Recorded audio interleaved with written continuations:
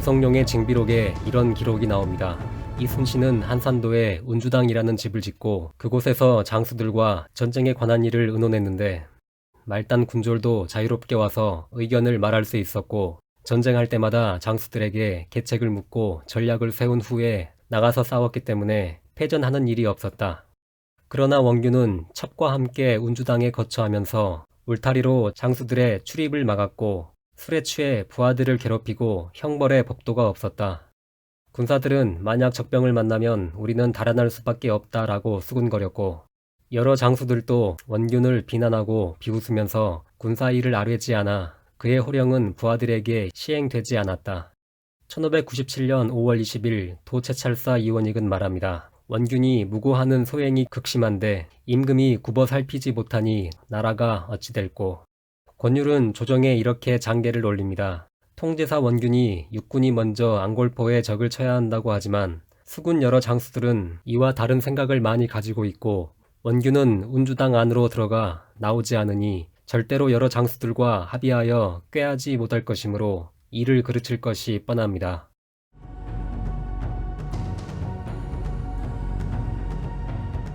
삼도 수군 통제사가 된 원균이 출정을 위해서는 육군이 서민 앙골포와 가덕도를 점령해 주어야 한다는 비현실적인 주장을 계속하자 이에 조정은 도원수 권율 휘하에 육군 정예병 5,000명을 수군에 배속시키게 합니다.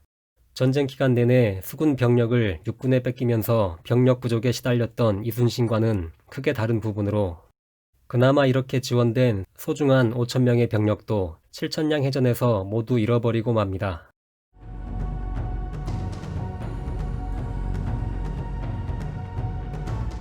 조정과 권율이 원균을 질 수밖에 없는 싸움에 억지로 밀어넣었고 따라서 이들에게도 일정하게 7천량 해전에 책임이 있다는 주장이 있지만 이는 사실과 다릅니다.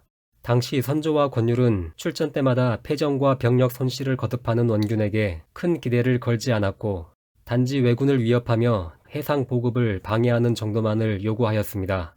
선조실록에 수록된 내용들을 살펴보면 선조실록 30년 5월 8일 도원수 권율이 비밀 장계 한 통을 올렸는데 그 내용은 대강 앙골포와 가덕도의 적세가 고단한 것은 원균이 말한 바와 같으나 섣불리 싸우는 것은 옳지 않다는 것이었다.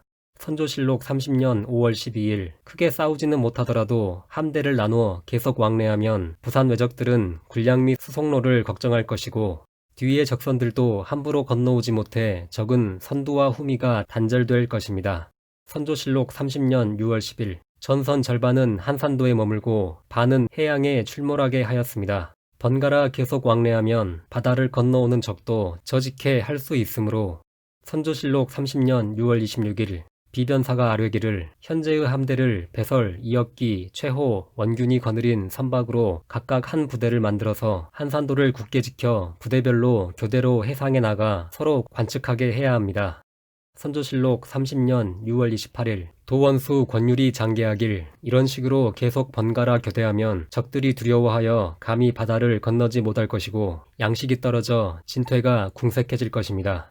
선조실록 30년 7월 10일 비변사가 아뢰기를 적병이 군량과 병사를 보충하는 길은 바다에 있는데 우리 함대를 적이 무서워하니 바다에 왕래하면서 적의 보급로를 끊는다면 이보다 나은 계책은 없습니다. 하지만 원균이 업무를 소홀히 하며 이마저도 제대로 수행하지 않자 권율은 1597년 7월 11일 원균의 권장을 치며 국가에서 너에게 높은 벼슬을 준 것이 어찌 한갓 편안히 부귀를 누리라 한 것이냐. 임금의 은혜를 저버렸으니 너의 죄는 용서받을 수 없는 것이다 라고 말합니다. 이는 출전만 하면 어이없이 병력만 잃어버리고 돌아오는 원균에 대한 질책임과 동시에 삼도 수군 통제사라는 관직에 욕심이 난 나머지 임금과 조정을 기망한 사실을 용서할 수 없었던 것이었죠. 임진왜란 당시 의병장이었던 조경남이 기록한 난중 잠록에 따르면 원균은 곤장을 맞은 그날 밤 바로 조선 수군 대부분을 이끌고 출정하는데 이는 조정과 권율이 주문했던 전략인 부대를 나누어 교대로 출정하며 왜군의 해상 보급을 방해하라는 명령을 무시하는 것이었고 같은 해 2월 이순신이 전력의 절반 정도인 62척만 동원해 부산포를 공격하면서 나머지 전력은 한산도 본진을 지키게 했던 것과도 완전히 다른 것으로 곤장을 맞은 직후 이성을 잃은 나머지 한산도를 비워둔 채 정군을 동원한 출정을 감행했던 것이고, 이와 같이 치밀한 준비 없이 모든 것을 건 도박과도 같았던 출정은 결국 7천량의 비극을 자초합니다.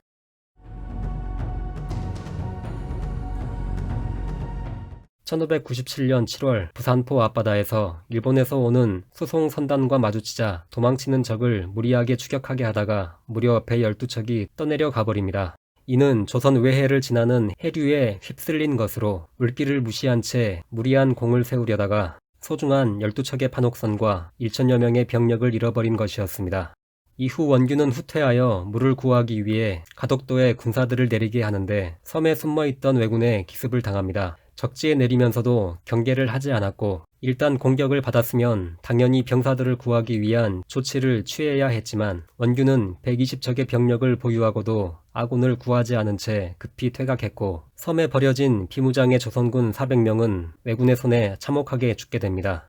지난 2월 이순신 역시 가덕도에서 공격받았지만 한 명이 전사하고 5명이 생포되자 대노하여 가덕외성에 포화를 퍼부으며 공격했고, 결국 포로를 돌려받은 후에야 공격을 멈추었던 것과는 크게 대비되는 사건이었습니다. 원균은 7천량 대패 당일에도 술에 취해 있었는데 끝까지 싸우다 왜군에게 잡힌 후 탈출하여 돌아온 김화는 용사일록에서 이렇게 기록합니다.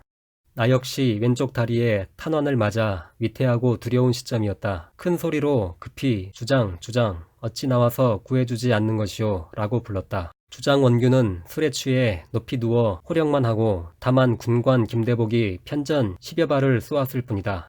징비록에는 원균은 화가 나서 술을 마시고 취해 누웠는데 여러 장수들이 원균을 보고 군사일을 의논하고자 했으나 만날 수 없었다.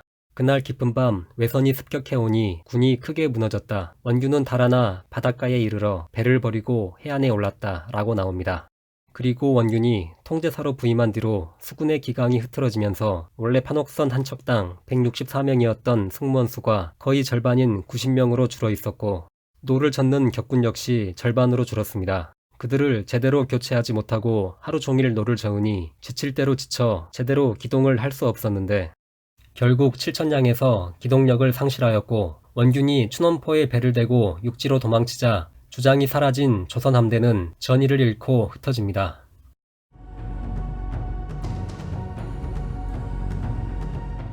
1596년 9월 강화회담이 결렬되고 1597년 1월 왜군의 제2군단이 부산 상륙을 완료하는 등 정유재란의 준비를 마친 일본이 본격적인 침공을 못하고 있던 배경에는 한산도에서 부산 본진을 노려보며 버티고 있던 막강한 조선수군이 크게 작용하고 있었습니다. 수륙 병진을 못한다면 또다시 치명적인 보급 문제와 병력 운송에 차질이 생길 수 있었고, 잘못하면 임진년의 실패가 되풀이 될 수도 있었기에 먼저 코앞에 조선수군을 제거해야 했지만 바다로 둘러싸인 섬에 주둔하며 왜군의 동향을 철통같이 감시하던 조선수군을 외수군은 물론 육군도 모두 어찌 해볼 수 없는 상황이었습니다. 그러나 그해 7월 원균이 조선수군을 몰고 와 7천량에서 자멸함으로써 그동안 왜군의 턱밑을 겨누던 비수가 사라진 격이 되었고, 조선수군이라는 장애가 해소되자 왜군은 8월부터 본격적으로 육로와 해로를 통해 정유재란 침공을 시작합니다. 즉 원균은 임란 초기에 이어 또다시 왜군의 길을 내주며 정유재란에 불을 질렀고 남부의 수많은 백성들이 도륙당하는 비극을 초래합니다. 1598년 11월 27일 선조실록에 사관은 이렇게 적습니다. 만약 이순신을 통제사에서 채직시키지 않았더라면 어찌 한산의 패전을 가져왔겠으며 양호가 왜적의 소굴이 되었겠는가. 실로 애석하다.